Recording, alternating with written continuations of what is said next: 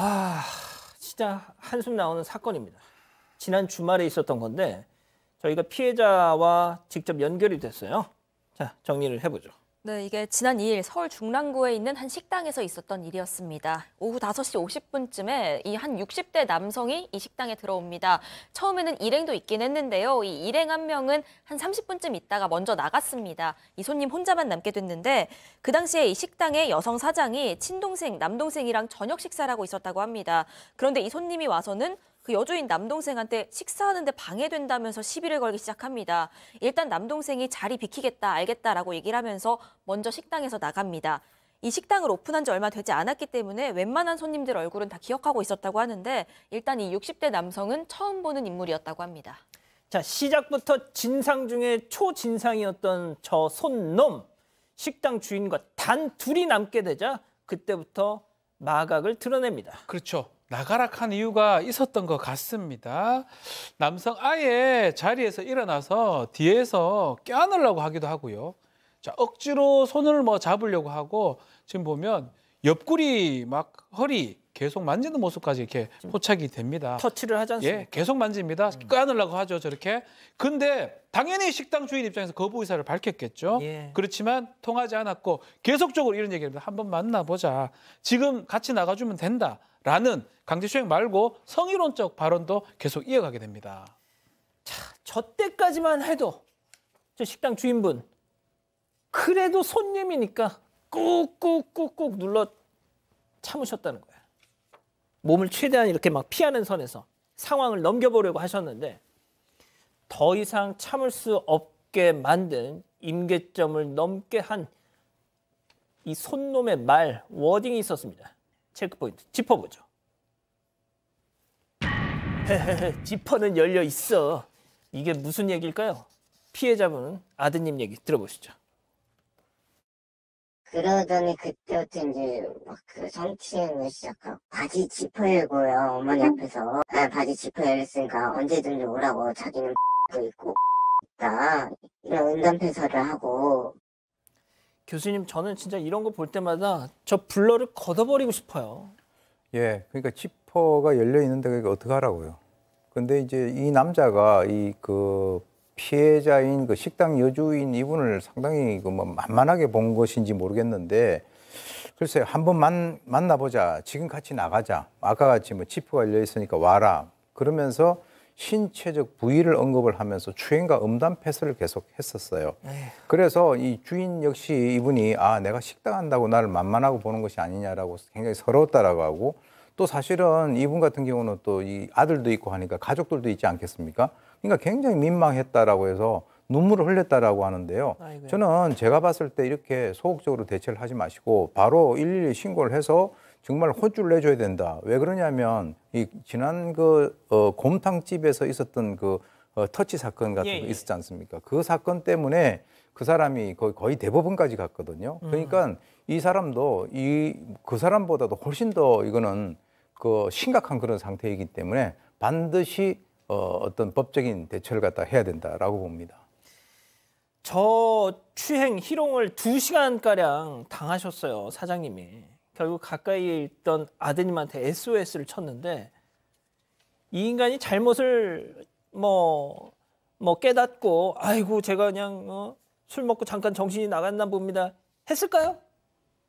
들어보시죠.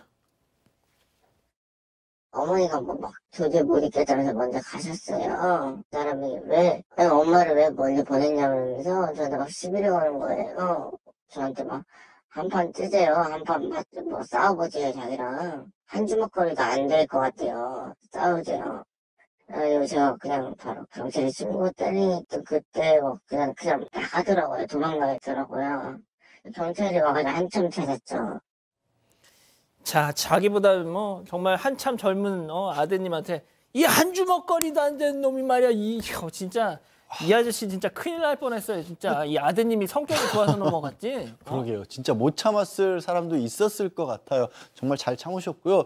저는 진짜 이해가 안 가는 게 술을 아무리 많이 마셨다도 2시간이나 저렇게 있으면 어느 정도 깰 법도 하고 또 경찰이 온다 그러니까 도망가는 걸 보면 또 정신이 약간은 있는 것도 같은데 그러게요. 저렇게 비상식적인 일을 저질렀을까 싶고 바로 잡혔어요. 한 4일 만에 잡혔는데 CCTV 영상 버젓이 있죠. 또 카드 결제까지 해서 결제 내역까지 있었고 잡고 보니까 식당 근처에 사는 사람이었답니다. 아하. 지금 강제추행 혐의로 불구속 입건을 했죠. 이런 인간들의 특징이 있습니다. 기억이 안 납니다. 네, 맞습니다. 술 취해서 기억 안 난다고 처음에는 우겼습니다. 결국 CCTV 영상이 남아있잖아요. 보여줬습니다. 그랬더니 보여주면서 이거 본인 맞으시잖아요. 얘기를 했더니 그제서야 기억이 난 건지 아니면 더 이상 잡아뗄 수 없어서 그랬는지는 모르겠습니다만 나 맞는 것 같다, 잘못했다 했다고 합니다.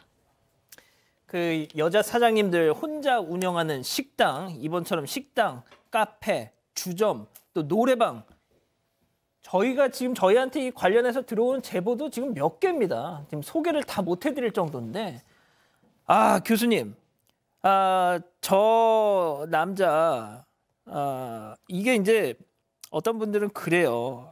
이 나이 드신 분들 정말 이렇게 정말 문제다 이러시는데 아니요.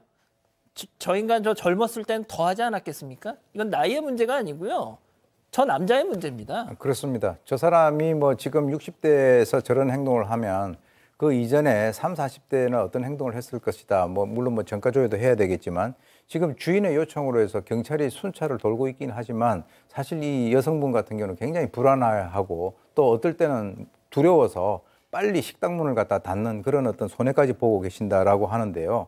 실제로 정신적으로 굉장히 수치심을 느껴서 힘들어해서 지금 정신과 치료를 받고 있다고 합니다. 그래서 주변 가족들이 여러 가지 옆에서 위로를 하고 있지만 이 사건 얘기만 나와도 상당히 힘들어하고 또 남성이 구속되지 않은 상태이기 때문에 해코지를 하면 어떻게 될까 이렇게 해서 걱정을 하고 있다라고 하는데 왜 우리나라는 가해자는 이렇게 뻔뻔하고 피해자가 정신과 치료를 갖다가 받으면서 트라우마에 시달리느냐. 앞으로 이제 이 사람이 다시 한번 접근을 하게 되면요. 바로 112 신고해서 스토킹법을 적용을 해서 처벌을 갖다 해야 된다. 그래서 이 사람이 다시는 이런 행동을 갖다 하지 못하게끔 우리 사법기관에서는 이 피해자를 확실하게 보호를 해야 된다라고 봅니다. 양 변호사님, 저희가 저 식당 여사장님하고도 이제 통화를 해서 직접 좀 인터뷰를 하려고 했는데 그걸 떠올리는 것 자체가 너무 고통스러워서 거절을 하셨어요. 그래서 아드님 목소리만 나갔습니다. 그리고 이제 가족들도 그렇고 피해자도 굉장히 이제 강력하게 처벌을 원하고 있는 상황이고 저도 응분의 처벌이 이루어질 거라고 믿습니다. 다만 문제는 이런 어떤 식당들이 저 작은 식당 같은 경우는 여성분들 혼자 운영하는 것들도 많이 있지 않습니까? 맞아요. 그러니까 이게 계속해서 트라우마고 저런 뉴스를 보면 다른 분들도 나도 이렇게 혼자 일하는데 그리고 비슷한 경험들이 있다 보니까 저 사람들 빨리 좀 어떻게 잡아갔으면 좋겠다라는 말씀들을 하시거든요. 제가 이거 꼭 구속을 시키자 이런 얘기는 아니고요. 그러니까 이런 어떤 상황에 대해서 사회적인 어떤 합의 내지는 인식 변화가 빨리 필요해요. 그러지 않으면 처벌을 받는다는 걸 뻔히 알면서도 저런 짓을 저지를 수가 있거든요. 저걸 아직도 저렇게 하는 것들이 큰 문제가 아닐 거라고 착각하는 분들이 계시다면 제발 깨어나십시오. 큰일 납니다, 이제는. 자, 갑자기 엉덩이를 쓱입니다. 자, 사방 가족에서 직접 제보해 주신 영상 만나보시죠. 자, 천막 아래 테이블을 주목해 주세요. 까만 옷 여성이 음식 서빙을 하는데 자, 옆 손님의 손을 주목. 자, 보십니까? 자, 엉덩이를 쓱. 어머, 지금 뭐 하는 거예요? 자, 놀란 여성과 그 옆에 남성도 함께 제지를 하는데 자, 방귀 끼고 성내는 손놈. 내가 언제 만졌어? 자, 소주병 들고 자, 남성한테 죽이겠다면서 협박까지. 자, 일행도 말리는데요. 사장님, 여기 CCTV 있어요. 하자. 뾰로롱. 손놈에서 손님으로 대변신. 소주병도 낚아챕니다. 자, 성추행한 것도 모자라서 소주병으로 협박까지. 야, 이 인간 이거 무서운 인간이네 이거. 네, 저게 지난 6월 1일이고요. 밤 10시쯤 강원도의 한 식당입니다. 이 여성이 사장님이고 그 앞에 있던 직원은 아들이었습니다. 이 성추행을 한 남성은 근처 건설공사 현장 직원이라고 하는데 단골이라고 합니다. 어머니인 사장이 아들이랑 같이 서빙을 하고 있는데 이 남성이 사장님의 신체 부위를 만졌습니다. 사장님이 놀라서 제지하고요. 아들도 막아섰습니다. 그런데 이 남성은 화를 내면서 내가 언제 만졌냐, 기억 안 난다, 이렇게 나왔던 거죠. 심지어 제지하는 아들을 향해서 소주병을 들고 일어나서 위협하기까지 했습니다. 그런데 그때 아들이 여기 CCTV 10대도 넘게 있다라고 얘기를 했고요. 그랬더니 아무 말 못하고 그때 사장님이 소주병을 뺏었다고 합니다. 그러자 이 남성은 내가 당신 어머니랑 친해서 그랬던 거다라고 핑계를 댔고요. 일행이 대신 우리가 봐도 잘못했더라 이렇게 사과한 뒤에 정리하고 나갔다고 하는데, 당시 테이블에는 여자아이 비롯해서 손님들도 있어서 사장님 측도 더 이상 언성 높이지 않고 문제 삼지 않고 당시에는 마무리를 했다고 합니다. 자, 이후에 남성이 기억이 안 나요. 이 전형적인 레퍼토리. 그렇습니다. 이 남성이 이제 그 식당에 들었던 거예요. 그런데 하는 말이 뭐냐면 술에 취해서 만진 거는 기억이 안 나지만 아들한테 욕설한 것만 기억한다고 변명을 하고 있습니다. 그런데 그 후에 이 남성이 사실은 자기랑 같이 죄송합니다. 일하는 사람들한테는 그 식당에 가지 말라고 이렇게 말했어요. 그러니까 주인이 볼 때는 여기 지금 변명만 하고 반성하지 않습니까? 그러니까 제보를 했다고 하는데, 또 그리고 또 이런 상황이 벌어지지 않도록 그런 마음으로 제보했다고 하는데, 제가 보기에는 사장님이 정말로 착한 분이에요. 왜냐하면 아까 보셨지만은 엉덩이를 만지면 성폭력, 소주병을 들었기 때문에 협박, 그 아들한테 웃겼어요. 모욕죄까지 되는데도 이 식당에서는 그 손님을 고소를 안 했네요. 아이고, 참. 진짜 아들 앞에서 엄마를 성추행한다? 그 아드님이 참. 커피를 마시러 온 70대 남성이 자동 판매기 다루는 걸 어려워합니다. 근처에 있던 여자 사장이 시범을 보입니다. 커피가 나오는 동안 이 남성, 일하고 있는 사장 등 뒤로 갑니다. 덥석 끌어안습니다. 기왕 만진 거 한 번 더 만져보자 하면서 더 끌어안는데 그 소리가 막 쟁쟁하고. 몸부림치지만 놓아주지 않습니다. 그래도 카페 사장이라는 게 주물르고 이러는데. 남성과 함께 온 일행은 바라보며 웃습니다. 하나도 안 도와주냐고. 아유, 미친 개한테 물렸다고 생각해. 원래 그 형이 손버릇이 그래. 충격받은 이 여성은 우울증 진단을 받았습니다.